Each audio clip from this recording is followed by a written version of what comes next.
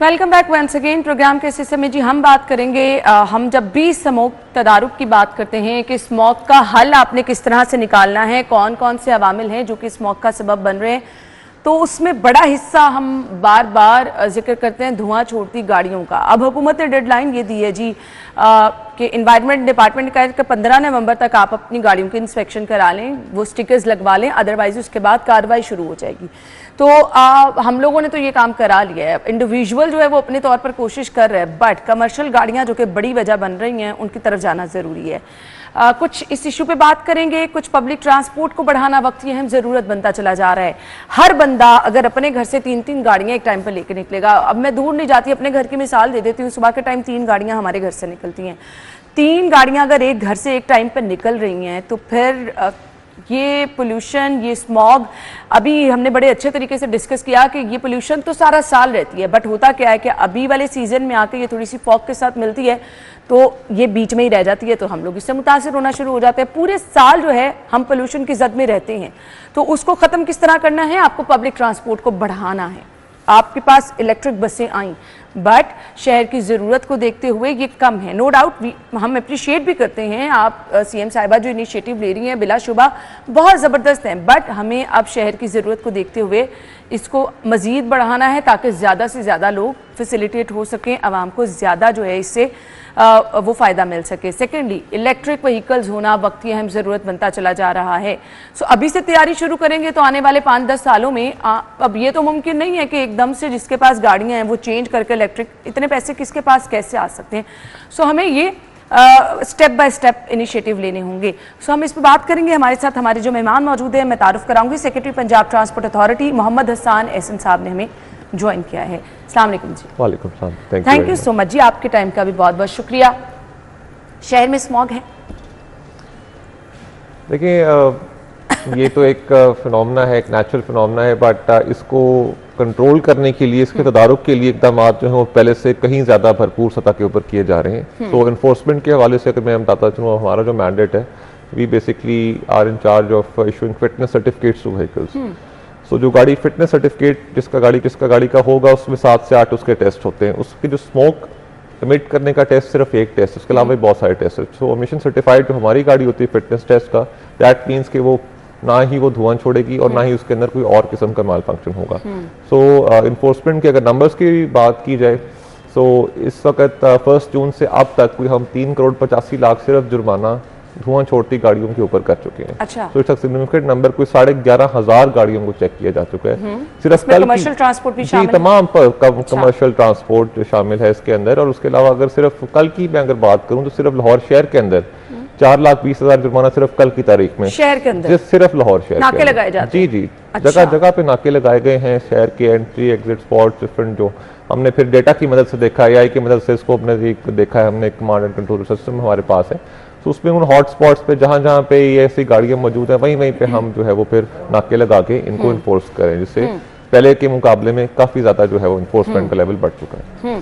अच्छा, तो अभी आपने कहा कि कल की तारीख में शहर लाहौर में इतने जुर्माने किए गए, तो क्या जो इंडिविजुअल की ट्रांसपोर्ट है उसमें ज़्यादा इशू आता है कि बड़ी गाड़ियाँ जो कमर्शियल ट्रांसपोर्ट है वो ज़्यादा जो है वो धुआं? देखिए ज़्यादा तो डेफिनेटली जो बड़ी गाड़ी होगी, कोई बस होगी, वैन होगी, जाहिर है कि जो बड़ी उसका ज़्यादा वो फिर ज़्यादा उसका सीसी बड़ा इंजन है तो फिर ज़्यादा धुआं भी छोड़ने की टेंडेंसी उसमें ज़्यादा होगी। तो it's a question of mechanics. तो डेफिनेटली पब्लिक सर्विस व्हीकल्स जो हैं, कमर्शियल व्हीकल्स, ट्रांसपोर्ट व्हीकल्स, वो ज़्यादा इसका बायस जो है वो उनमें देखा जाता है कि धुआं छोड़ती है। उसी के ऊपर फिर ज़्यादा हमारी फिर रैंप अप करते हैं हम एक्टिविटीज़ को, जहाँ पे ऐसी गाड़ियाँ मिल रही वहीं पे उनको नाके लगा के उनको फिर हम कैंपेन चलानी बहुत ज़रूरी है। मेरे ख्याल से कोई भी नहीं चाहता कि भाई उसकी गाड़ी भी ख़राब हो। ज़ाहिर बात है, धुआं छोड़ती गाड़ियाँ जो हैं, आपकी गाड़ी की अपनी वो जो एक वर्थ है वो कम होती चली जाती है, वो ज़्यादा देर तक जो है वो काबिल इस्तेमाल नहीं रहती। तो लोगों को बताना कि उन्हें बेसिकली करना क्या है, क्योंकि हमारे यहाँ ये रिवाज ही नहीं कि आप गाड़ी को आप जा रहे हैं उसकी फिटनेस चेक करा रहे हैं। आई डोंट थिंक सो कभी किसी ने फिटनेस सर्टिफिकेट के बारे में भी सोचा होगा।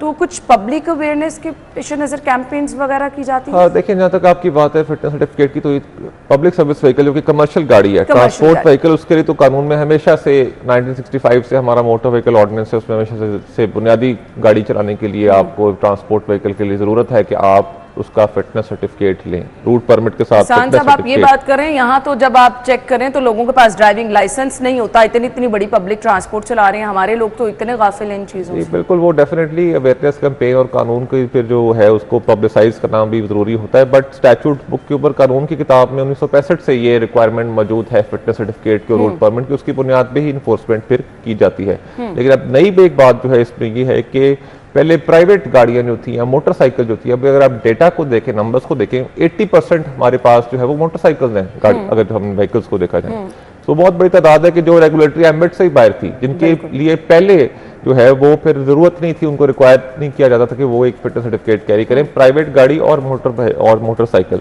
सो पिछले 2 साल के अंदर ऐसी अमेंडमेंट्स कानून में आई हैं जिसके बाद अब प्राइवेट गाड़ी और मोटरसाइकिल के लिए भी अब ये लाजिम है कि वो फिटनेस सर्टिफिकेट कैरी करे। कानून में अमेंडमेंट हो चुकी है। अब फर्दर जो इसका प्रोसीजर होगा कि वो लाइसेंस कौन इशू करेगा, वो उसकी मियाद क्या होगी, उसकी फीस क्या होगी, वो अब फाइनल स्टेजेस पे मामला जा चुका है, तो इंशाल्लाह जल्द ही उस पर भी अब एनफोर्समेंट। हम इसको अप्रिशिएट करते हैं कि इन चीज़ों को आप कानून के ज़ुमरे में लेकर आ रहे हैं।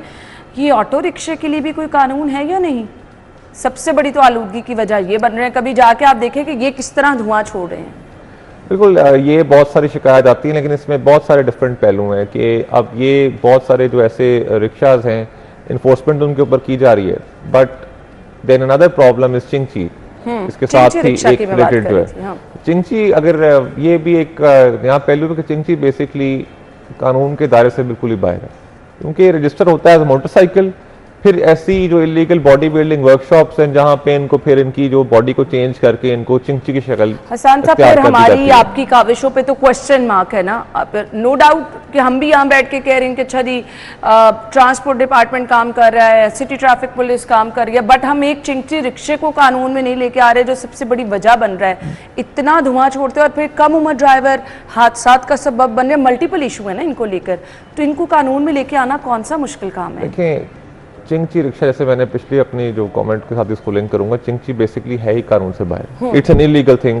चिंची क्योंकि उसके डायमेंशंस को ऑल्टर किए जा रहे हैं, तो हम क्या करते हैं, ऐसी तमाम हमने बहुत अक्सर देखने में आया है कि रात के औकात में दूर दराज इलाकों में ऐसी कोई छोटी वर्कशॉप्स बनी हुई है जहाँ पे इनको जो है वो मोटरसाइकिल को चिंची की सूरत में जो है वो तब्दील किया जाता है, तो इनके ऊपर क्रैकडाउन एक बहुत बड़ी तरजीह रही है। सो इनके ऊपर क्रैकडाउन किया जाए। चल तो ये दिन के टाइम रहे हैं हसन साहब, वो तो देखिए ना, तदारुक तो आप जब एक चाल वो दिन में रहे हैं, लेकिन जो तैयार उनकी बॉडी है वो रात को की जा रही है, ऐसी मोटरसाइकिल्स को उनको तब्दील किया जाए, तो उसके ऊपर तदारुक करना एक बड़ी मल्टी प्रोंग स्ट्रेटजी है कि आप उन फैक्ट्रीज पे काबू पा रहे हैं, उन फैक्ट्रीज को सील करें, वो डेली की बुनियाद पे किए जाए। बट आई थिंक इसमें फिर it's a question, it's larger question, उनके तादाद में बहुत ज्यादा हैं, फिर अगेन बहुत सारे लोगों का इससे रोजगार वाबस्ता है और एक बहुत बड़े डिफरेंट इसमें पॉलिटिकल इकोनॉमी के एंगल शामिल होते हैं। सो जहां जहां पर भी हम इसको मिलते हैं, हमारे ये जो है रेगुलेटरी स्पैन में ये चीज आती है, उसके ऊपर इन्फोर्समेंट की जाती है, but then again it's a larger question because तादाद में बहुत ज्यादा है, और स्पेशली पहले इनको जो है बड़ी रेगुलेटरी पॉलिसीज के वाले से तरतीब देने के लिए लायामल बनाता गया है, बट अगेन कानून को देखते हुए इस तरह की शक्ल हम इख्तियार करने की कोशिश कर रहे हैं कि जिससे हम एक विन विन सिचुएशन के ऊपर आ जाएं, तो इसमें इंशाल्लाह जल्दी स्ट्रैटेजी। अब मुझे ये बता दें, अब आपके लोग जो जगह जगह नाके लगा के खड़े हैं, अगर उन्हें कहीं चिंची धुआं छोड़ती नजर आती है तो क्योंकि वो किसी कानून के दायरे में नहीं, तो उनको छेड़ा भी नहीं जाता? नहीं, उनको बिल्कुल छेड़ा जा रहा है, कहूँ उस पर फाइन किया जा रहा है कि ना सिर्फ उसको कानून के दायरे में इस तरह से वो नहीं आ रही क्योंकि वो है इलीगल चीज के ऊपर डेफिनेटली उसको जब्त किया जाता है, उसको जुर्माना किया जाता है और वर्स्ट केस में FIR भी की जाती है। सो ये इन्फोर्समेंट जो किसी भी इलीगल चीज के खिलाफ है वो वहां पे की जा रही है, और सिर्फ धुआं छोड़ने के सिलसिले में भी उनके ऊपर चालान किया जा रहा है, बिकॉज वो तमाम डिफरेंट जो डिफरेंट काउंट्स है ऑफेंसेस के, वो उनके ऊपर लगाए जा रहे हैं उस तरह से। चलिए जी, ये तो बहुत अच्छी चीज़ है। हम बहुत अप्रिशिएट करते हैं जो इलेक्ट्रिक बसें आई, अच्छी चीज़ है, लेकिन इस तादाद को बढ़ाना है। जैसे कि मैंने कहा कि हर घर से 2-3 गाड़ियाँ तो हर रोज़ निकलती हैं, तो वो फिर हम जो फिजा आलूदा होने की बात कर रहे हैं वो तो रहेगी ना, और पूरा साल रहेगी। देखिए अगेन फिर इसमें इस हवाले से अगर गवर्नमेंट की पॉलिसी की बात की है तो विजन T30 है पंजाब गवर्नमेंट का, जिसमें हम चाहते हैं कि 2030 तक 30% of all vehicles should be electric vehicles. उस ज़मरे के अंदर फिर क्या किया जा रहा है, एक अब जैसे आपने देखा 1100 बसेज इलेक्ट्रिक बसेज आई हैं, ये एक बहुत बड़ा कदम है। तमाम इजला के अंदर ये बसेस अब आ रही हैं, इनकी इनॉग्रेशंस की जा रही हैं। ये डीकार्बनाइजेशन के हवाले से और एक बहुत बड़ा इको फ्रेंडली कदम है।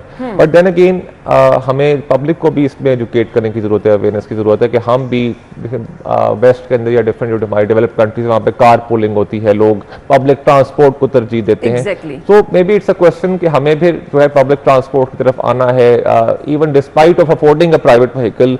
हम शायद हमारा नेशनल एटीट्यूड उस तरह का है कि हम जो है वो तरजीह देते हैं कि हम प्राइवेट व्हीकल को अपनी जो है इस्तेमाल किया जाए। बिल्कुल, शायद वो कोई स्टेटस का इशू बन जाता है। तो ये इसमें एक एटीट्यूडनल चेंज की भी जरूरत है, जिसमें अगेन फिर मुआशरे का और हमारे टीचर्स का और जो कम्युनिटी लीडर्स का और मीडिया का भी बड़ा अहम किरदार है। अभी जो कमांड एंड कंट्रोल रूम बनाया गया, उसका क्या मकसद था? अच्छा, ये बड़ा एक अच्छा क्वेश्चन है आपका, because command and control room देखें, डिजिटल गवर्नेंस जो है अब ये नागुज़ेर है, इसकी तरफ बढ़ना है और इसी गवर्नमेंट की भी बड़ी अहम प्रायोरिटी है डिजिटल गवर्नेंस। उस हवाले से हमने क्या किया है कि अपनी डोमेन में बात की जाए, so we are in charge of issuing route permits, we issue fitness certificates. फिर ट्रांसपोर्ट सेक्टर के अंदर जो तमाम इन्फोर्समेंट है, रेगुलेशन है, वो पीटीए जिस अथॉरिटी को जो है वो जिसका मैं सेक्रेटरी हूँ, हम उसको देखते हैं, उसको रेगुलेशन करते हैं। सो हमने बेसिकली अपना जो हमारा रूट परमिट का सिस्टम था, पहले वो मैनुअल था, मैनुअल रूट परमिट बनते थे, लोगों को दफातर में जो आना पड़ता था और मैनुअल प्रोसीजर्स इन्वॉल्व थे। हमने उसको मैनुअल प्रोसीजर्स को ख़त्म करके जीरो पे ले आए। अब आप सिर्फ मोबाइल फ़ोन के ऊपर आप जाके अप्लाई करेंगे, आप इलेक्ट्रॉनिकली ई पे फीस पे करेंगे, आपके डॉक्यूमेंट्स भी इलेक्ट्रॉनिकली आप जो है वो सॉफ्ट कॉपी में अपलोड करेंगे और QR कोडेड परमिट डाउनलोड होके once it undergoes all checks and balances electronically वो आपके सिस्टम में ही इनबॉक्स में डाउनलोड होके आ जाएगा। प्रिंट करने के लिए भी आपको हमारे पास आने की जरूरत नहीं है, आप उसको ऑटोमेटिकली खुद ही से प्रिंट करें। उसके ऊपर जो सिक्योरिटी फीचर उसका QR कोड है वो लगा हुआ, तो दैट मींस कि कोई भी इन्फोर्सर जब उसको देखेगा तो वो उसको स्कैन करके डिटरमिन कर सकता है कि ये ऑथेंटिक रूट परमिट है। इसी तरह से पहले मैनुअल जुर्माने होते थे, उसमें जो है वो शिकायत बहुत सारी आती थी, तो अब हमने ऐप के ऊपर हमने वीका एक ऐप बनाई है, हमारे जो ट्रांसपोर्ट के तमाम ऑफेंसेस हैं वो अब उस ऐप के ऊपर होंगे। सो रियल टाइम उसमें जो जुर्मानों की लिमिट्स है, अपर लिमिट लोअर लिमिट लगी हुई, उससे बाहर कोई नहीं जा सकता। सो रियल टाइम वहाँ पे कौन कहाँ पे जुर्माना कर रहा है, कितना जुर्माना कर रहा है, वो हमारे पास आ रहा है। अब बात इसको एक जुर्माने करती सिटी ट्रैफिक पुलिस, आप लोग जो जुर्माने कर रही हैं वो कौन कौन सी हम जुर्माने करते हैं जी ट्रांसपोर्ट ऑफेंसेस पे। अब वो भी मोटर व्हीकल ऑर्डिनेंस के तहत जो ट्रैफिक के ऑफेंसेस हैं उस पर ट्रैफिक पुलिस जो है वो फाइन्स इंपोज करती है। हम जो मोटर व्हीकल ऑर्डिनेंस में ट्रांसपोर्ट रिलेटेड ऑफेंसेस हैं शेड्यूल 12 में जो दिए हुए हैं, फॉर एग्जांपल क्या है, रूट परमिट के बगैर गाड़ी चलाना, फिटनेस सर्टिफिकेट के बगैर कमर्शियल पब्लिक सर्विस व्हीकल जो है वो उसको चलाना, फिर उसकी डायमेंशंस को चेंज करना व्हीकल की, उसके बाद फिर रूफ टॉप पे जो है वो लोगों को बिठा के सवारी करवाना, या फिर उसके बाद जो है वो CNG का जो है सिलेंडर्स के साथ अटैच करना गैर, उसको तमाम जो है वो ट्रांसपोर्ट रिलेटेड ऑफेंसेस हैं। सो इनकी मद में जो है वो कॉग्निजेंस पे हम लेते हैं हम और फिर जाके इस पे चलान किए। इसको कनेक्ट करते हुए कमांड कंट्रोल सेंटर से वहाँ पे हमारे पास फिर एक रियल टाइम PITB की मदद से हमने डैशबोर्ड डेवलप किया है। हमारे पास पूरा डाटा आ रहा है, परमिट्स डेली बुनियाद पे कितने कहाँ इशू हो रहे हैं, कोरेस्पॉन्डिंगली उससे गवर्नमेंट का कितना रेवेन्यू जो है वो रेज हो रहा है, उसके साथ साथ जो है ट्रेंड्स हमारे पास शो हो रहे हैं कि डिफरेंट महीनों में क्या क्या ट्रेंड्स हैं, ग्राफ कहाँ कहाँ ऊपर जा रहा है, कहाँ ग्राफ जो है वो उसमें कमी आ रही है। फिर अगर ऐप जुर्मानों को देखा जाए तो जुर्माने कहाँ कहाँ हॉटस्पॉट से कोई खास ऑफेंस किस जिले में ज्यादा कमिट हो रहा है, तो वहाँ पे हम देखते थे। This basically linked with evidence based policy making. Route permit की जरूरत किन गाड़ियों को होती है? जी, रूट परमिट की जैसे बात की गई है, किसी भी पब्लिक सर्विस व्हीकल जो कमर्शियल गाड़ी है, ट्रांसपोर्ट व्हीकल है, उसके लिए जरूरी है कि वो रूट परमिट कैरी करे। जहां जिस रूट पे, फॉर एग्जांपल अगर लाहौर से जहां कोई गाड़ी चलाना चाह रहा है तो उसके पास उसका रूट होना चाहिए। अगर वो रूट नहीं है तो फिर इट इज इलीगल कि वो वहां पे मुसाफिरों को अगर ये नहीं है तो कितना जुर्माना किया जाता है? वो डिफरेंट लिमिट है जुर्माने की का जो कानून में दी गई है, वो लोअर लिमिट से लेकर अपर लिमिट तक है, तो वो डिस्क्रिशन एक्सरसाइज की जाती है from lower to upper limit. But then again ये इसका एक प्रॉपर प्रोसीजर होता है डिटरमिन करने के लिए रूट्स को। ये हमारी अथॉरिटी की मीटिंग में फिर आता है, वहाँ पे एक्साइज भी है, ट्रैफिक पुलिस की भी नुमाइंदगी है, वहाँ पे बैठ के फिर हम अपने जो लोकल हमारा रोड ट्रांसपोर्ट जो रीजनल ट्रांसपोर्ट अथॉरिटी, वहाँ से हम रिपोर्ट लेते हैं कि क्या आया ये जो रूट इख्तियार करना चाह रहे हैं या फिजिबल है, कोई शहर के बहुत सारे हॉटस्पॉट से, कमर्शियल एरिया से तो नहीं गुजर रहा, कोई स्कूल हॉस्पिटल के पास से तो नहीं गुजर रहा। तो इन तमाम जो है वो एंगल्स को देख के ही फिर रूट सिस्टम ऑनलाइन होने से कितना फायदा हुआ? बहुत फायदा हुआ। देखिए, जब भी सिस्टम ऑनलाइन होता है, ह्यूमन इंटरफेस को आप जितना कम करते हैं वहाँ उतना ही आप जो है वो फिर उसमें सिस्टम में जो करप्शन है उसका तदारुक कर पाते हैं। उसके बाद लोगों को जल्दी जो है वो सहूलियत की फराहमी। लेट्स से फॉर एग्जांपल एक शख्स जो है वो अगर बैठा हुआ है फैसलाबाद में, तो उसको हमारे ऑफिस आने की जरूरत नहीं, वहीं से बैठ के जो है वो अपने ऐप पे अप्लाई करेगा, अपने इलेक्ट्रॉनिकली फी पे करेगा, अपना जो डॉक्यूमेंट्स को अपलोड करेगा और सिस्टम में चेक्स एंड बैलेंसेस थ्रू होकर उसके इनबॉक्स में वो चीज़ आ जाएगा। उसको किसी दूर दराज एरिया से, लिया से या लोधरा से उसको लाहौर आने की जरूरत नहीं है। तो ये बहुत बड़ी लोगों के लिए जो है वो कन्वीनियंस इससे जो है आई है, इससे करप्शन की जो है वो तदारक हुआ। इसके साथ साथ ट्रांसपेरेंसी में और ई गवर्नेंस के अंदर जो लार्जर हमारा इंटरेस्ट है उसके अंदर बहुत सारी इसके अंदर बेहतरी आई है। ठीक हो गया। इलेक्ट्रिक व्हीकल्स तो वक्त की अहम ज़रूरत है, क्या समझते हैं इससे फ़िज़ाई आलूदगी के साथ साथ हमें एक सेफ ट्रांसपोर्ट की सहूलत भी मिलती है? बिल्कुल, क्योंकि देखिए इलेक्ट्रिक व्हीकल्स जो हैं, एक तो इनके अंदर सबसे बड़ी बात यह है कि ये माहौल दोस्त है, इको फ्रेंडली है, और दूसरी बात यह है कि जो क्लाइमेट चेंज को कॉम्बैट करने के लिए जो डीकार्बनाइजेशन इनिशिएटिव्स हैं उनका ये बहुत बड़ा हिस्सा है। उसके साथ साथ देखने में आ रहा है कि इनकी क्वालिटी, बिल्ड क्वालिटी, इसके साथ साथ जो उनकी मेंटेनेंस की कॉस्ट जो है वो कम है, एंड ओवरऑल सेफ्टी फीचर्स इनमें जो एडवांस दिए गए हैं कि they are much more secure and definitely अगर इनको लार्जर पिक्चर में देखा जाए तो इसको इनकरेज इसलिए किया जा रहा है बिकॉज अब दुनिया भर के अंदर जो है वो ट्रेंड इस ईवी के ऊपर राइज है। तो दुनिया के साथ हमने जो है वो इन स्टेप ही चल रहे हैं, तो अब this is the way to go. Hasan साहब, हमारे यहाँ ना फ्यूल की क्वालिटी भी बहुत कॉम्प्रोमाइज़ है। मतलब देखिए, मैं अपनी गाड़ी का फिटनेस सर्टिफिकेट ले लूँगी, मैं तमाम वो भाग दौड़ कर लूँगी, बट जहाँ पर बात आती है ना फ्यूल क्वालिटी, तो इस पर मुझे लगता है तमाम मुख्तलिफ इदारों को, चाहे वो सिटी ट्रैफिक पुलिस है, चाहे वो ट्रांसपोर्ट डिपार्टमेंट है, एक जगह बैठ के बातचीत करने की भी ज़रूरत है कि देखा जाए ना इशू किस एंड से ज़्यादा आ रहा है। तो ये फ्यूल क्वालिटी एक बहुत बड़ा इशू है हमारे यहाँ। देखिए, क्वालिटी को चेक करने के लिए भी जो डिफरेंट जो इदारे हैं जिनका मैंडेट में आता है उनके मैंडेट में चीज़ है, बट अगेन स्टैंडर्ड्स को इंश्योर होना चाहिए। और देन अगेन जैसे मैंने बात की, बहुत सारे इश्यूज हैं, दे रिक्वायर कोलैबोरेशन, एक होल ऑफ गवर्नमेंट अप्रोच। सो मिलजुल के हम ऑलरेडी, अगर मैं आपको एग्जांपल दूं तो ईपीए के साथ हमारा बड़ा क्लोज लाइजन है, बिकॉज ये जैसे स्मॉग सीजन है तो हमने स्मॉग से पहले ही प्रोएक्टिव स्ट्रैटेजी उनके साथ बनाई। डीजी ईपीएस इमरान साहब को मैं क्रेडिट दूंगा कि बहुत माशाल्लाह वो एक्टिव ऑफिसर हैं और बड़ा अच्छा काम करें। तो उनके साथ बैठ के हमने कोलैबोरेशन की कि हमने बेसिकली ईपीए का भी स्टाफ है, वो अपने कानून में जो है वो गाड़ियों के जो धुआं छोड़ने वाली गाड़ियों के ऊपर को पेनलाइज करते हैं। सो फिटनेस सर्टिफिकेट ओवरऑल जो हमारे अख्तियार में आता है, तो उनके जो लोग हैं इन्फोर्सर्स ईपीए के, वो भी ऐसी गाड़ियों को जिसको देखते हैं कि ये धुआं छोड़ रही हैं, उनको एक डायरेक्शन स्लिप अपने जो मैकेनिज्म के तहत इशू करते हैं कि वो जाएं और हमारे जो सेंटर्स हैं, ऑथराइज्ड विक्स सेंटर्स हैं जहाँ से हम फिटनेस सर्टिफिकेट इशू करते हैं, वहाँ पे जाके वो अपना फिटनेस टेस्ट करवाएं। सो एक कोलैबोरेशन से, डिपार्टमेंट्स की एक आपस में अच्छे कोऑर्डिनेशन से और होल ऑफ गवर्नमेंट अप्रोच से ही अच्छे रिजल्ट, तभी आपको अच्छे रिजल्ट होते हैं ना। जब आप एक दूसरे पर जिम्मेदारी डालते रहे, मिलजुल कर काम ना करें, तो वो रिजल्ट भी सामने नहीं आते। फ्यूचर प्लान्स क्या हैं? फ्यूचर प्लान्स जी बिल्कुल अगेन आगे देखते हैं, क्रेडिट्स की दुनिया जो जा रही है, कार्बन क्रेडिट्स को जो है, फिर कार्बन फाइनेंस है, ये डिफरेंट और फुली हमारे जो एक RFID बेस्ड करना बसेस को, एंट्री एग्जिट पॉइंट्स बस स्टैंड्स के, फिर रेवेन्यू देखता है कि तमाम पंजाब के जो डिफरेंट जो बस स्टैंड्स हैं कितना वहाँ पे जो है रेवेन्यू कैसे बढ़ाया जा सकता है। तो दीज आर डिफरेंट गोल्स जो कि इन द पाइपलाइन है, और इंशाल्लाह जो है वो डिपार्टमेंट्स के साथ जो एक अच्छी कोऑर्डिनेशन के साथ जो है इंशाल्लाह we are hopeful that we message क्या देना चाहेंगे देखने वालों को? मैसेज खास तौर पे जी स्मॉग के तनाजुर के अंदर ये कि आप जो है वो खास तौर पे बी वेरी केयरफुल कि आपकी जो गाड़ियां हैं they should be in top notch condition, उसकी मेंटेनेंस को जो है वो प्रॉपर इंश्योर करें, एंड ओवरऑल जो है वो public transport should be encourage, और साथ साथ हमें जो है आपस में कार पूलिंग को और जो इस तरह की मैकेनिज्म को जो है वी मस्ट इनकरेज, ताकि हम मिल के जो है वो खास तौर पे जो क्लाइमेट चेंज के गोल्स हैं हमारे उस तरफ हम नो डाउट जी। जहाँ पे हम तमाम इदारों की मुख्तलिफ डिपार्टमेंट्स के मिलजुल के बैठने की बात कर रहे हैं, वहाँ पर तमाम इंडिविजुअल्स को भी साथ चलना होगा। हमारा शहर है, हमारा शहर स्मॉग की जद में है, हम सब मिलकर मुतासर हो रहे हैं। सो जब तक हम अपना हिस्सा नहीं डालेंगे तब तक आपको बेहतर रिजल्ट नहीं मिलेंगे। थैंक यू सो मच जी, बहुत बहुत शुक्रिया आपके टाइम के लिए। हम आपको ज्वाइन करेंगे ब्रेक के बाद।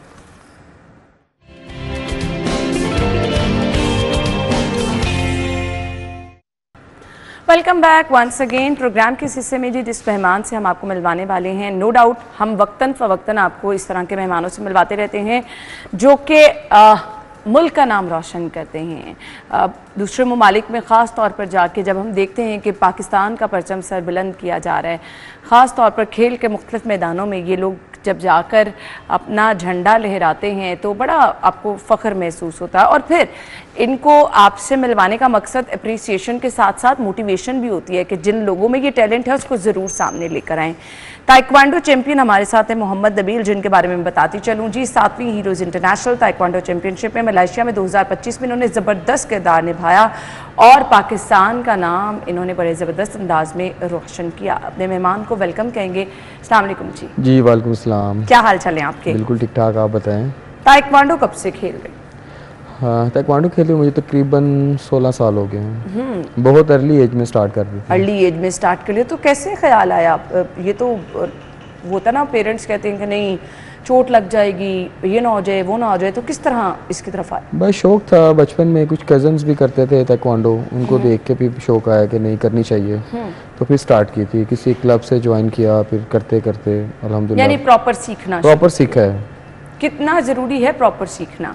अगर तो आपने कंपटीशंस खेलने हैं, पाकिस्तान को रिप्रेजेंट करना है, नेशनल टीम में रहना है, फिर तो बहुत ज़्यादा ज़रूरी है। कंपटीशन पहला कब जीता? मैंने 2009 में पहला कंपटीशन खेला था, इंटर स्कूल कॉलेज गेम्स खेली थी, तब मैं गोल्ड हुआ था फर्स्ट टाइम। फिर जैसे जैसे मेडल्स आते गए वैसे वैसे फिर आपका इंटरेस्ट भी मेरा बढ़ता गया, मोटिवेशन के पाकिस्तान लेवल पे जाना, इंटरनेशनल। सो कभी इस तरह की चोट नहीं लगी कि बीच में गैप भी आया हो, स्टे लिया हो, सोचा हो कि ये मुश्किल खेलता, मैं इस तरफ क्यों आया? हाँ, एक 2012 में मुझे किक लगी थी नोज पे, तो डैमेज हो गई थी। तो तब मुझे पेरेंट्स ने बोला था कि अच्छी नहीं है, इंजरी करवा ली है तुमने और ये वो। फिर मैंने 6 मंथ तक ब्रेक लिया था, लेकिन दोबारा फिर स्टार्ट की थी। डिफरेंस क्या है पाकिस्तान में जो ट्रेनिंग की जाती है दूसरे ममालिक में? समझते हैं कि वहाँ पर ज़्यादा बेहतर है, इंटरनेशनल लेवल का मेयार कुछ और है और हमारे यहाँ भी गैप है?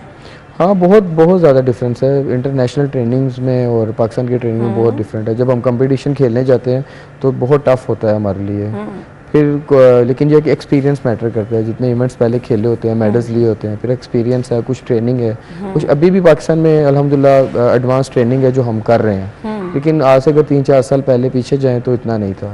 ठीक हो गया। तो किसी इवेंट से कितनी देर पहले तैयारी शुरू कर देते हैं, ट्रेनिंग शुरू कर? हम तो सारा साल ही ट्रेनिंग में रहते हैं, क्योंकि कभी भी इवेंट की कॉल आ जाती है। अभी भी मैंने जाना है चैंपियनशिप पे दिसंबर के लास्ट पे इंशाल्लाह, तो ट्रेनिंग में ही रहते हैं। अच्छा, जब आप बाहर जाके परफॉर्म करते हैं, ऑब्वियसली सामने जब आपके मद्दे मुकाबिल जो भी खिलाड़ी होता है, तो आपको उसकी साइकी समझना, कुछ चीज़ें आपको फ़ौरन करनी पड़ती हैं, समझनी पड़ती हैं, मुश्किल होता है? हाँ, मुश्किल होता है, लेकिन ये कि हमारे पास 1-2 दिन पहले जाते हैं हम, जब हम कैजुअल ट्रेनिंग करते हैं उनके साथ ही करते हैं, तो फिर कुछ चीज़ें देख लेते हैं ना, कुछ चीज़ें ऑब्जर्व कर लेते हैं, पता चल जाता है। फिर जब उनकी फ़ाइट होती है या कोई कंपटीशन वो खेल रहे होते हैं तो हम बाहर बैठ के देखते हैं उनको। ट्रेनर का रोल इसमें कितना इंपॉर्टेंट होता है, और क्या इन मेन मुकाबलों में आपका ट्रेनर, आपके कोच वगैरह साथ होते हैं? हाँ, कोच साथ होते हैं। ट्रेनर बेसिकली सारा रोल ही ट्रेनर का है, क्योंकि उसने ट्रेनिंग करवानी होती है, जिम ट्रेनिंग कब करनी है, फिजिकल ट्रेनिंग कब करनी है, टेक्निकल ट्रेनिंग कब करनी है, उस हिसाब से फिर सारी चीज़ों को देखना पड़ता है। आपने 3 चीज़ों का जिक्र किया, gym training, technical training, physical training. बिल्कुल। इन तीनों के बारे में ज़रा बता दें। तीनों में से कोई एक भी मिस हो तो काम खराब नहीं खेल सकते। अगर आपकी फिटनेस नहीं है तो आपका स्टेमिना नहीं होगा। अगर आपकी जिम ट्रेनिंग या आपके मसल की ग्रोथ नहीं है तो आप कैसे खेलेंगे? और टेक्निकल ट्रेनिंग वही है कि एक्सपीरियंस नहीं है तो कैसे खेलेंगे? सही। सो जिम ट्रेनिंग बेस्ट रखने के लिए क्या डाइट का भी ख्याल रखना पड़ता है? हाँ, डाइट का भी देखना पड़ता है, क्योंकि हमारी वेट कैटेगरी है। लास्ट जब मैं खेला था 92 में, मेरा वेट 90 प्लस था। अभी रिसेंटली जब मैं खेल के आया हूँ तो 74 था, तो मतलब वेट ऊपर नीचे करना पड़ता है। तो डाइट इसलिए रखते हैं यानी अगर 90 प्लस कैटेगरी है तो आपको वेट वहां तक लेके जाना है और फिटनेस में लेके जाना है। मतलब ऐसा नहीं है मोटापा भी नजर ना आए, वेट भी अच्छा गेन हो, मसल इंप्रूव करना मुश्किल होता है, लेकिन सारा डाइट का रोल है, ट्रेनिंग का है। डाइट आपने नीट ही लेनी है, ठीक है? मतलब ऐसा नहीं है कि आप कुछ भी खा लें। वेट आपने बढ़ाना है, गंदे वाला नहीं बढ़ाना, फिटनेस वाला बढ़ाना है, ताकि तो बाहर जाके ये 90 तक जाना फिर 70 तक आना, वेट जल्दी ऊपर नीचे हो जाता है? नहीं, ट्रेनिंग करनी पड़ती है। जब कम करना पड़ता है फिर बहुत मुश्किल होता है। बहुत मुश्किल। फिर ट्रेडमिल भी करनी है, वॉक भी करनी है, साथ में डाइट का बहुत ख्याल है कि अगर मैं 3000 कैलोरीज का वर्कआउट कर रहा हूँ तो मुझे इनटेक ही 400 कैलोरीज करनी पड़ती हैं, 500 कैलोरीज। तो उसके साथ फिर ये थोड़ा मुश्किल होता है वेट कम करना। तो खाने पीने के शौकीन है? वो तो सब ही होते हैं, जाहिर सी बात है, लेकिन ये है कि जब कंपटीशन के डेज होते हैं, 2 मंथ रह जाते हैं या 2.5 मंथ रह जाते हैं, फिर कोशिश करते हैं कि चीट ना करें। अगर ऑफ सीजन हो तो फिर खा लेते हैं, फिर खा लेते हैं। सो मुझे बताएं क्या फ्यूचर प्लान्स हैं, आगे क्या करना चाह रहे हैं? इंशाल्लाह कोशिश तो ये है कि वर्ल्ड चैम्पियनशिप पे जाएं, ओलंपिक्स का भी टारगेट है, बाकी ट्राई कर रहे हैं इंशाल्लाह। बाकी मेरी सेकंड फिटनेस इंस्ट्रक्टर भी हूँ मैं, उसको भी लेके काम कर रहा हूँ। तो इंशाल्लाह फ्यूचर में यही है कि अभी तक तो पाकिस्तान को मैंने 11 गोल्ड दिए इंटरनेशनल, तो इन फ्यूचर में देखें हम। हमें पता चला आप फिटनेस ट्रेनर भी हैं, तो कुछ आपसे फिटनेस की भी हम राज पूछेंगे जी अपने नाजरीन के लिए। ब्रेक ले लें जी, ब्रेक लेते हैं जी, ब्रेक के बाद वापस आएंगे तो कुछ आपको फिटनेस के हवाले से भी शेयर करेंगे, हमारे साथ रहिए।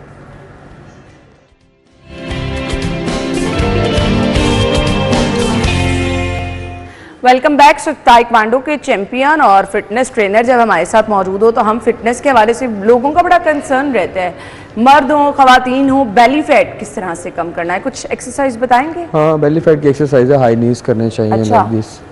लोअर बेली के लिए ठीक है। और अगर साइड्स हैं तो साइड रेज करने चाहिए, राइट एंड लेफ्ट। इसके 30-30 के 3 सेट करने चाहिए। बाकी क्रंचेस हैं वो करें, लेकिन ये वो वाली एक्सरसाइज है जो आप घर पे भी कर सकते हैं। अच्छा। जरूरी नहीं है कि आपको इसके लिए आपको ट्रेनर की जरूरत नहीं है, जिम जाने की जरूरत नहीं है। आपको दिन में कितनी दफा और कितने सेट्स करने हैं? इसके 30-30 के 3 सेट होते हैं एक्सरसाइज के, और स्टार्टिंग में आप 1 मंथ 1 टाइम ही करें, फिर जब थोड़े से मसल इंप्रूव हो जाए उसके बाद फिर 2 टाइम कर लें। अच्छा, मुझे एक दफा करके दिखा दें, इसके लिए स्मूथनेस होनी कितनी जरूरी है, क्योंकि जब आप स्टार्ट बिल्कुल करते हैं ना तो वो परफेक्शन नहीं होती। ये बहुत इजी है, ये बिल्कुल लाइट है, आपने बिल्कुल आराम से ये नीज उठाना है, उसके बाद इसको ऊपर लेके आना है। ठीक है, ये आपकी लोअर बेली के लिए। ठीक है, उसके बाद अपने साइड्स, जो आप ग्लव हैंडल साइड से निकले होते हैं उसके लिए आपने साइड्स करना है। कोशिश करने की बॉडी आगे वाली साइड पे ना जाए, बिल्कुल साइड पे लेके जाएं, ताकि आपका जो बॉडी का ज्यादा बेंड नहीं करनी। आपका जो बॉडी का वेट है 10 या 15 रेप्स के बाद आपको यहाँ पे फील होना शुरू हो जाएगा कि आप साइड्स कर रहे हैं, एब्डोमिनल साइड्स कर रहे हैं। तो इसके 30-30 के 3 सेट करें,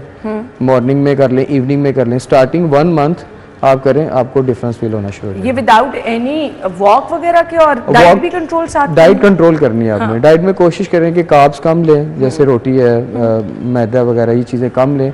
बाकी चावल वगैरह भी आप इस्तेमाल कर सकते हैं। कोल्ड ड्रिंक बिल्कुल छोड़ दें, इसमें मीठे का बहुत ज़्यादा रो, वाइट शुगर। अच्छा। हाँ, अगर आप जल्दी इंप्रूवमेंट चाहते हैं तो आपको वाइट शुगर छोड़नी पड़ेगी, बिल्कुल छोड़नी पड़ेगी। ठीक हो गया। पुशअप्स आप आसानी से घर में कर सकते हैं? पुशअप कर सकते हैं आप। ठीक है, समटाइम ऐसा होता है कि आप फ्लोर पे पुशअप नहीं कर सकते, तो आप वॉल पे पुशअप कर लें। अच्छा। मतलब वॉल हैंगिंग कर लें, अगर वॉल वाले अच्छे हो जाएं उसके बाद फिर आप फ्लोर पे हैं, क्योंकि एकदम से पुशअप फ्लोर पे करने का आप हमें तरीका बता देंगे कि किस तरह से आप आसानी से कर सकते हैं? आप हमें यहाँ फ्लोर पे तो आप कर सकते हैं, जैसे हम नॉर्मल पुशअप करते हैं ना, वो तो आप आराम से कर सकते हैं। और ये कितनी दफा आपने करनी दिन में? ये आप 15 के 3 सेट कर सकते हैं। 15 स्टार्टिंग में 10 डेज, और फिर इसको आप आराम से बढ़ाएं। फिर आप इसको 2, 3, 4, 5 करके इसको साथ एडिशन करें और बढ़ाते हैं। रिजल्ट कितनी देर में नजर आना शुरू होता है? उसके हम जल्दी के थोड़े से आदमी है ना कि रिजल्ट देखें, जो चीज़ सालों साल में बड़ी होती है ना, वो 1 आधे महीने में कम नहीं होती, उसको थोड़ा सा टाइम लगता है। लेकिन ये है कि आपको डिफरेंस नजर आना शुरू हो जाता है, आपके इंचेस कम होना शुरू हो जाते हैं। 6 मंथ 1 साल तक आपका वेट जो है वो नीचे खुद ब खुद ही ड्रॉप होना शुरू हो जाता है। ठीक है। लोअर बेली के लिए क्या कर? लोअर बेली के लिए क्रंचीज हैं। ठीक है, आपको अपर क्रंचीज करने हैं। ठीक है, लेग रेजेस करनी है, ये लोअर बेली के लिए। इसका भी स्टार्टिंग में वही है कि 15 के आपने 3 सेट करने हैं, आहिस्ता आहिस्ता फिर इसको बढ़ाना। अगर आप हमें करके दिखा देंगे तो हमारे लिए ज्यादा आसानी हो जाएगी, क्योंकि एक प्रॉपर तरीका आपको पता। हाँ, मैट नहीं है। चलें जी, ठीक है जी। आपके साथ हमने ये चीज़ें ज़रूर शेयर करनी थी, इसलिए कि ये नॉर्मली शिकायत हैं जो लोगों की आती हैं। सो आपके साथ शेयर करने का मकसद ही होता है कि इसके लिए आपको ट्रेनर की ज़रूरत नहीं होती, बस थोड़ा सा टाइम आपने घर में निकालना है अपने लिए और आप ट्रेनिंग कर सकते हैं। थैंक यू सो मच जी, बहुत बहुत शुक्रिया आपके टाइम के लिए। हम ब्रेक लेते हैं जी, ज्वाइन करेंगे आपको ब्रेक के बाद।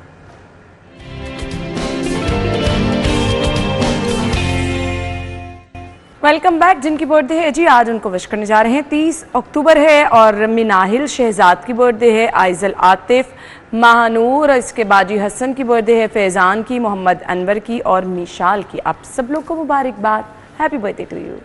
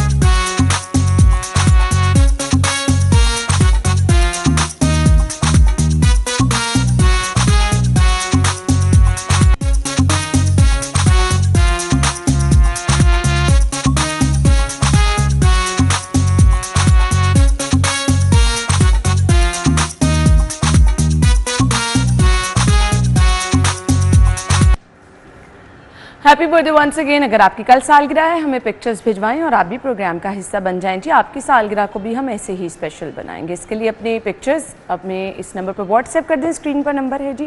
प्रोग्राम का हिस्सा आप भी बन जाएंगे। आगे बढ़ेंगे, मौसम की सूरत हाल हमने आपको बतानी है जी। आज का मौसम, कल का मौसम कैसा रहेगा, एंड येस एयर क्वालिटी जो है ना वो बड़ी आजकल मैटर कर रही है, तो वो भी कैसी रहेगी वो भी जानेंगे। देखते हैं टुडेज वेदर।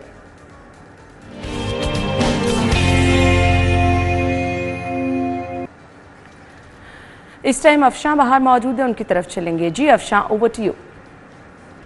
फ़िज़ाई आलूदगी के अतबार से आपको बताएं तो शहर में फ़िज़ाई आलूदगी की पूरी तरह से पंजे हैं और शहर पूरी तरह से फ़िज़ाई आलूदगी की लपेट में है। आलूदा बादल हैं जिन्होंने शहर को गुम करके रख दिया है। धुंधली हो चुकी है फ़िज़ा, क्योंकि फ़िज़ाई आलूदगी बहुत ज़्यादा हद तक मुतासिर हो चुकी है। इस वक्त भी शहर का मौजूदा AQI इंडेक्स 523 रिकॉर्ड किया गया है, जो कि बहुत ज़्यादा है। और मुल्क भर में AQI इंडेक्स की मजमूई शरह में शहर का 30वां नंबर रिकॉर्ड किया जा रहा है। शहर के मुख्तलिफ इलाके हैं जहाँ पे 1000 से लेकर 700 तक फ़िज़ाई आलूदगी की शरह रिकॉर्ड की गई है। इलामा इकबाल टाउन में जो है 1050 AQI इंडेक्स रिकॉर्ड किया गया है, जबकि मुख्तलिफ इलाके जो हैं, सांदा रोड है वहाँ पे 818, जबकि मॉल टाउन रिंग रोड पे 770 AQI इंडेक्स रिकॉर्ड किया जा रहा है। और शादमान में AQI इंडेक्स की मजमूई शरह 736 रिकॉर्ड की गई है, जो कि बहुत ज़्यादा है। और कैंट में 713 AQI इंडेक्स रिकॉर्ड किया जा रहा है। तो ये मुख्तलिफ इलाके हैं जहाँ पे AQI इंडेक्स की मजमूई शरह जो है 1000 से 700 तक पहुँची हुई है, जबकि शहर लाहौर की जो फ़िज़ा है वो पूरी तरह से मुतासिर हुई हुई है। शहरियों को सांस लेने में दुश्वारी का सामना करना पड़ रहा है और साथ ही साथ शहरियों को मास्क पहनने की हिदायत की जा रही है, क्योंकि फ़िज़ा बहुत ज़्यादा मुतासिर हुई हुई है। अपने और अपने प्यारों को बचाने के लिए माहिरीन की जानिब से बारहा कहा जा रहा है कि मास्क का इस्तेमाल करें, ग्लासेस का इस्तेमाल करें, गैर ज़रूरी सफ़र से इज्तनाब करें, क्योंकि ये फ़िज़ा वो नहीं है कि जिसमें बाहर निकला जाए, आउटिंग की जाए या बाहर निकल के वर्जिश की जाए। अगर सुबह के वक्त भी आपने वर्जिश करनी है तो आप घरों के अंदर रहें, घरों के अंदर ही वर्जिश करें। खुली फ़िज़ा में इस वक्त जाना ख़तरनाक है, क्योंकि जो फ़िज़ा है वो बहुत ज़्यादा हद तक मुतासिर हुई हुई है। फ़िज़ाई आलूदगी की वजह से शहरियों को बारहा कहा जा रहा है कि ठीक है जी, ज़रूरत तो वाकई समझ की है कि आप गैर ज़रूरी तौर पर ना निकलें। पीक आवर्स होते हैं ना, जिसमें स्कूल्स में छुट्टी का टाइम है, ऑफिस की छुट्टी का टाइम है, शाम का टाइम हो गया, बड़ी प्रॉब्लम होती है इस टाइम पे अगर आप निकलें। ख़ास तौर पर शाम 5-6 बजे के टाइम पे देखें तो बहुत ज़्यादा इशू जो शहर में ट्रैफिक का क्योंकि होता है, तो उस टाइम पे स्मॉग भी आपको ज़्यादा फील हो रही होती है। तो आप कोशिश कीजिए कि गैर ज़रूरी तौर पर जितनी कम मोटरसाइकिलें गाड़ियां घर से निकलेंगी उतना ही जो है वो बेहतर कंडीशन हो सकेगी, हालात जो हैं शहर में बेहतर हो सकेंगे। बाकी अपनी कोशिश करते रहना, प्लांटेशन इस टाइम वक्त की अहम ज़रूरत है, इस चीज़ पर आपने गौर करना है, तो ही हमारी फ़ज़ा जो है वो अच्छी हो सकती है, साफ़ सुथरी हो सकती है। सांस तो हम ही ने लेना है। अच्छा जी, आगे बढ़ते हैं जी, हम सेगमेंट्स का सिलसिला आगे बढ़ा लेते हैं। अभी ट्रेलर जो है हमारे साथ जो है वो थोड़ा सा टाइम लेगा ट्रेलर लोड होने में। हम ये चीज़ें आपको इसलिए दिखाते रहते हैं, बताते रहते हैं ताकि आपको आइडिया दे सकें। वो चीज़ें तो हम शामिल कर ही लेंगे, लेकिन हम स्पेशल सेगमेंट जो आपके लिए शुरू किया है जी वो आपकी सालगिरह का है जी। अगर आप चाह रहे हैं कि कल या फिर आने वाले दिनों में भी अगर आपकी बर्थडे है तो आप हमें पिक्चर उसी दिन भिजवाएं, एक दिन पहले भिजवाएं, क्योंकि मिस हो जाती है। तो ये ज़रूरी यही होता है कि जैसे ही आप हमें पिक्चर भिजवाते हैं हम अपनी लिस्ट में शामिल कर लेते हैं, क्योंकि इसके लिए एक लंबी लिस्ट होती है तो फिर हमें उसको जो है वो शॉर्ट करना पड़ता है, वो ज़्यादा ज़रूरी हो जाता है। अगले सेगमेंट की तरफ चलते हैं, आपको बता देते हैं जी माल का हाल।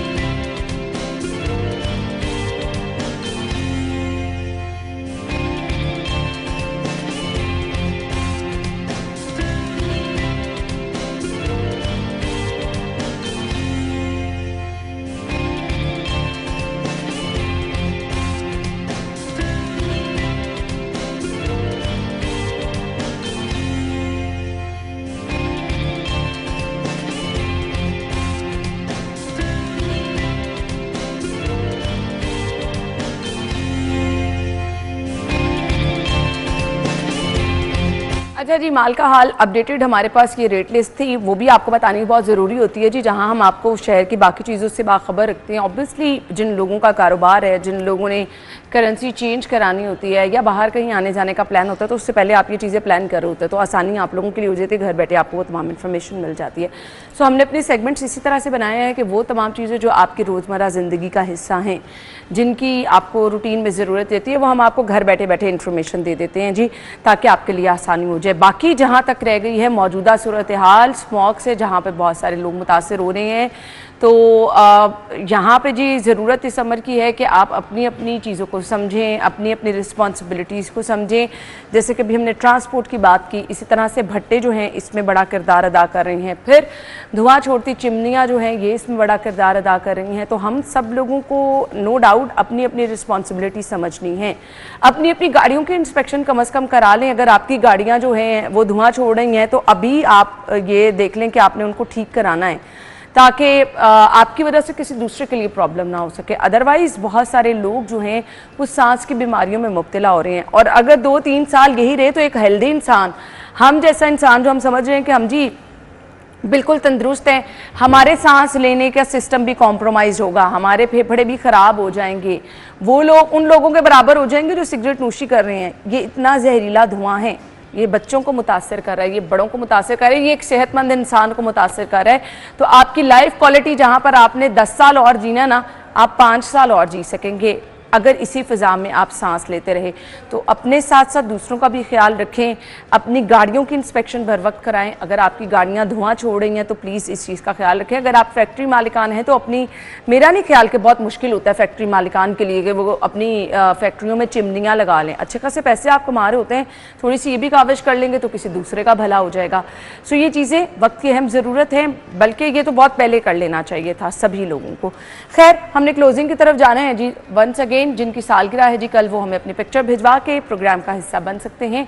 अगर आप किसी को बहुत स्पेशल फील कराना चाह रहे हैं तो वो भी आप करवा सकते हैं। हमें पिक्चर्स भिजवाएं, नाम भिजवाएं और प्रोग्राम में शामिल हो जाएं। अपना फीडबैक हमें ज़रूर दीजिए। अगर आप में कोई टैलेंट है वो भी हमारे साथ ज़रूर शेयर कीजिए, आपको भी हम प्रोग्राम में बुला सकते हैं जी। अपना बहुत सारा ख्याल रखिएगा। हमारी और आपकी मुलाकात कल होगी सेम टाइम पर, तब तक के लिए इजाज़त दीजिए। अल्लाह हाफ़िज़।